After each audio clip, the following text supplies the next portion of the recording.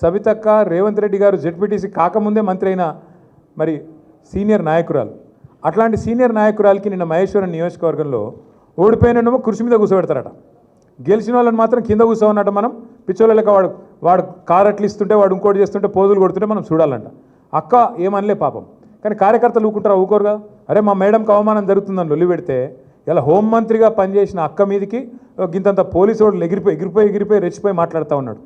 నేను ఇలా పరిగి మాత్రమే కాదు, రాష్ట్ర వ్యాప్తంగా ఉండే కలెక్టర్లు, ఐఏఎస్ ఐపీఎస్ అధికారులకు నేను ఒక్కటే గుర్తు చేస్తున్నా, గుర్తుపెట్టుకోమని చెప్తా ఉన్నా. ఇలా మీరు పచ్చి అబద్ధాలు ఆడుతూ ఉన్నారు ఐఏఎస్ అధికారులు కూడా. మొన్న ఇక్కడ చూసిన నేను ఖైరతాబాద్లో ఒక ఐఏఎస్ అధికారి ఒక ఐపీఎస్ అధికారి ఇద్దరు చిలక పలుకులు పలుకుతున్నారు. ఏమని? 10 ఏళ్లలో ఒక్క రేషన్ కార్డు ఇవ్వలే. కాంగ్రెస్ వాళ్ళు మాట్లాడినట్టు మాట్లాడుతున్నారు.